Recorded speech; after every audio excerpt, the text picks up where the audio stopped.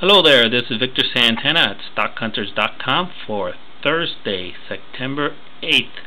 Let's take a look at how the market action was today.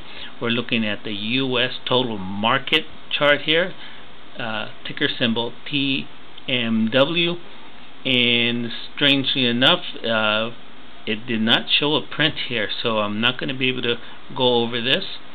However, we do have the red line, which represents a 100-day simple moving average, the green line, 50-day moving average, the 18 moving average, the purple, and the dotted line in black is the 8-day moving average here, and with our RSI and the MACD. So let's go ahead and look at the Dow. We're looking at the Dow chart now, daily. And we have had a down day today, about 0.94% drop here. We are still within the body of this candle here, and we call this a harami, along with a inverse hammer formation here. If this was up higher, this could mean that we're at the top of a reversal. But since it's in here, it kind of neutralizes this here, and so the action can go either way tomorrow. So it's kind of like indecision. The good thing about this is it's above the 18-day moving average, resting right up on it, and we are still above this trend line here.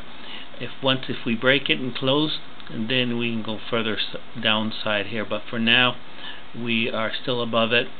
RSI is pointing downward though, and looks like it's kissing this red line here, the moving average line within the RSI. So it's kind of neutral. As you can see, it's right in the middle. It's reading 46.7, pretty close to 50. MACD, we are above the zero line, this line that goes right in the center, and the momentum indicator, these little bars in here, is now fractionally lower. So this is kind of also neutral here as well. So everything's pretty neutralized, I guess, to figure out what's going to happen. So we'll keep an eye on that. Let's look at the S&P. They're pretty much all saying the same story here. You got this downward red candle within the body of this green candle here. So again, we have a harami formation. We could break either up or down. We are above the 18-day moving average, and these indicators are basically the same as before. Let's look at NASDAQ, which was showing the most strength of them all. And as you can see here, it had developed a doji here, pretty much what you can also call a gravestone doji, pretty close, but it's within this green bar here. So we'll have to see if it's going to pull down a little bit further or break down, but just kind of neutralized. And we are above the 18-day moving average, the highest of them all, and above the 8-day. So the short-term trend, we're still within that possibility of going up higher around in this target here. And here's our trend line here. As long as we don't break it and close it below, where we can still have a chance. But as you can see, we are getting pretty close. RSI is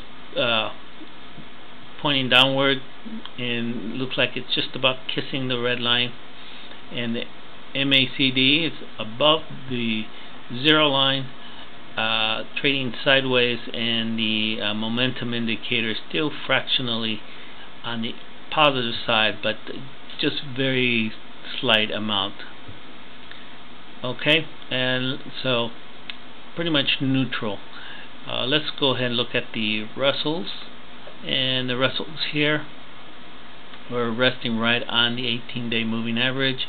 We are within the body of the yesterday's action, so it's still neutral. We still have the harami. RSI, MACD, pretty much the same story. Now let's look at global, which has been the weakest of them all, and again we've got that red candle here, kind of like an inverted hammer within this body, but just slightly close below this body here. So it's putting some pressure on this. We are right on this trend line. See how it stopped right there. So we'll see if it breaks down in under the 18 and the 8-day moving averages here, which is not showing weakness. RSI pointing down as well, and MACD is the furthest below the MACD, the zero line, that is, and so the weakest of them all. Okay, now real quickly, I want us to take a look at a couple of our inverse stocks here, or ETFs, to start considering, because remember, we are on a bear trend, and so these are going to work the opposite. So as you can see here, in this case, the 100 is below the 50, which is good. That's the new trend here. So as the market drops, these inverses are going to go up higher, so they're pretty much a mirror image. And we're going to go ahead and take a quick look at this. This is the Dow short, so if you wanted to short the Dow, go with DOG, dog. And as you can see, we just recently had a setup here. We had a trigger right here on this date here. So if you follow that straight up, it'll be right here. So technically you would put an entry here. You would have been entered here, but then pull back. But since we are still in the neutral zone and green in the MACD, it may be worth contemplating putting an entry signal back up on this area here. So I would dare to say around 43.78. So if the market does continue down, it will go down and trigger us in here. But this is just all speculative right now. We're just kind of looking and seeing what our game plan will be. This is the emerging markets, and the weakest of them all. Same story. We got the setup. We have the trigger here, so we would put an entry right above it here. This one's the closest to it. If I had to make a decision of all of them, which one to do, I probably would do this one first. Most likely to be triggered the first. I'm not saying it's going to happen in a day or two, but it has the highest probability. Let's look at the NASDAQ short. Should be PSQ. I will have to fix that on the next video. We also had the setup. We have the trigger here. If you follow that up, that's this arrow, and now it's trading way below that here. So, and it's forming a doji here, or a dragonfly doji practically. So this may indicate that we're near a bottom on this, but it's not fully. So it may close down and hit a double bottom before it continues up. So we'll watch this. And again, if anything, 3404 range would be where you would want to get in. Let's look at the Russells real quickly. Same story, setup. We got the trigger right on this date, actually right here. And so on this one here, I would also consider probably just wait until 3442 to get in. And then the last one, S&P, symbol SH for the short. So we have the setup, we got the trigger. So if we follow that up, the trigger would be right up in here, 4508 area. So those are just some things to start putting on your watch list, and I'll keep you posted as we get closer to that. But I do think we might have a little bit of upside, day or two still. So we'll have to wait. Now let's look at some of our positions that we have here. And Philip Morris here hasn't triggered us in yet. It hasn't hit the 6905, so we're still watching this to see what happens.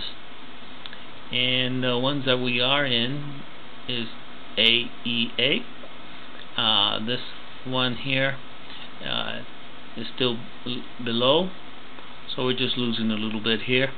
If we do get one more day on this area here, say on Friday, and then we then could be a pattern where it might pop back up above this area here at least, and then that's where we'll get out. So the moment we can get some positive